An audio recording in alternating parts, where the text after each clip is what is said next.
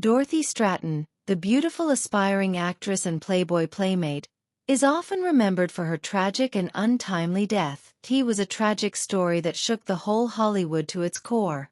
Behind the glossy images and fame laid a young woman striving for a better life. A story of ambition, naivety, and the vulnerability that ultimately led to her downfall.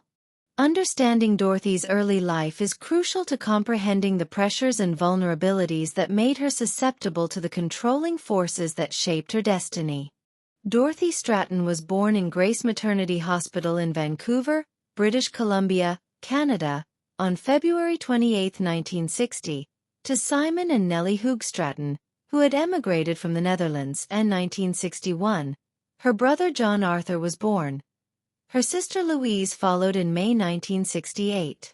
She was a student at Centennial High School in Coquitlam, where her classmates described her as sweet and kind. A friend, Leslie Buchanan, noted that the group Dorothy associated with was not into sports but rather known for their wild party lifestyle, referring to them as a very cool crowd. During this time, she also worked part-time at a local Dairy Queen, where she met Paul Snider, a 26-year-old club promoter and pimp from the Vancouver area, who began dating her. Snider later arranged for a photographer to take professional nude pictures of Stratten, which were submitted to Playboy magazine in the summer of 1978. Since Dorothy was under the age of 19, the legal age of majority in British Columbia, she needed her mother's permission to sign the model release form. Dorothy Ruth Hoogstraten, a native of Canada, made a name for herself in Hollywood at just 18 years old, thanks to Paul Snider, the man who discovered her. Snider, a local pimp, first encountered the 17-year-old beauty while she was working at a Dairy Queen in Vancouver in 1978 and began pursuing her despite their 9-year age difference. He was convinced that the blonde-haired, blue-eyed teenager could be his path to fame, and ultimately, his intuition proved to be correct. In August 1978, Stratten relocated to Los Angeles, California, where she became a finalist in the 25th anniversary Great Playmate Hunt. Her partner, Snider, joined her in October, and they wed the following June. Adopting the surname Stratten, she was named Playboy's Miss August 1979 and began working as a bunny at the Playboy Club in Century City, Los Angeles. Hugh Marston Hefner was an American magazine publisher. He was the founder and editor-in-chief of Playboy magazine. Hugh Hefner was optimistic about her potential for crossover success as an actress.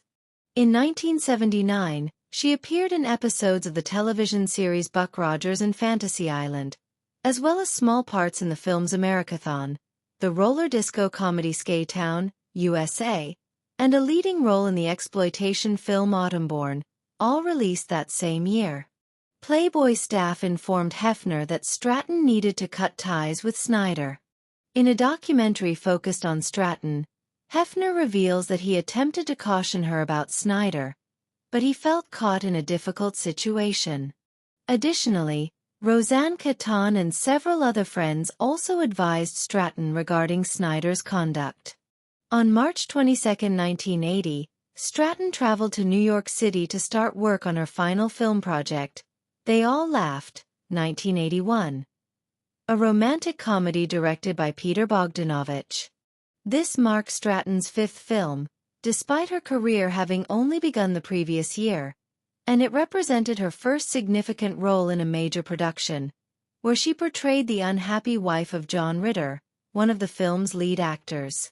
In an interview, Bogdanovich, who also penned the screenplay, revealed that he drew inspiration for Stratten's character's backstory from what he knew about her marriage to Snider.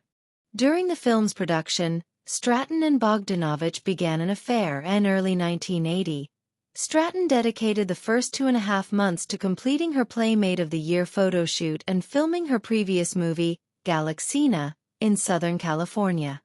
During this time, Snider took on the roles of her chauffeur, informal manager, and acting coach. However, his constant presence, along with his criticisms and frequent arguments, created significant stress for Stratten, which her colleagues at Playboy and on the Galaxina set began to notice. As spring approached, Snider insisted on joining her in New York for the shooting of They All Laughed, but Stratten was aware of the potential issues he could cause on set and desired the space to explore her relationship with Bogdanovich. She managed to persuade Snider to stay in Los Angeles by telling him that the director had limited access to the film set to only the cast and immediate crew. Just a day after her arrival in New York, Stratten and Bogdanovich began their affair.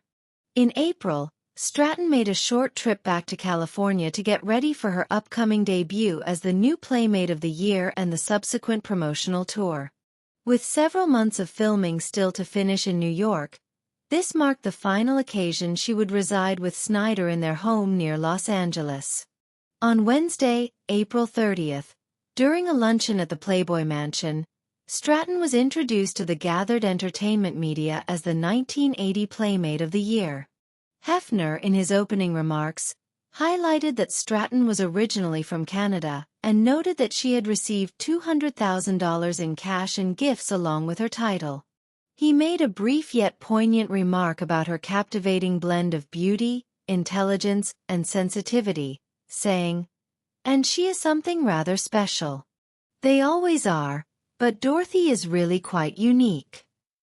When it was her turn at the lectern, Stratten expressed her gratitude to Mario Casilli, the photographer who captured her Playmate of the Month and Year pictorials, various Playboy executives, and Hefner himself, whom she referred to as the man who has made me probably the happiest girl in the world today. That evening, Stratten also made an appearance as a guest on NBC's The Tonight Show starring Johnny Carson. The following day, Stratten embarked on a 2-week promotional tour across Canada. With no events planned for the first weekend, she impulsively decided to fly to New York to surprise Bogdanovich. As her feelings about her marriage grew more conflicted, Stratten reached out to Snider from Canada, requesting greater freedom in their relationship. In response, Snider, fearing he was losing control over her, called from Los Angeles and erupted in anger when Stratten answered. The tour was designed to conclude in her hometown of Vancouver, allowing her to unwind with family before heading back to New York. However, Snider unexpectedly showed up in Vancouver and pressured her to use part of her short vacation to make personal appearances at a few local nightclubs. Knowing many of the club owners, Snider managed to secure and collect Stratten's appearance fees, keeping the entire amount when she returned to New York. Reports noted a particularly intense argument between Stratten and Snider during this time. In a bid to salvage their marriage, Stratten offered to abandon her acting career and suggested they move back to Canada permanently, but Snider rejected her proposal.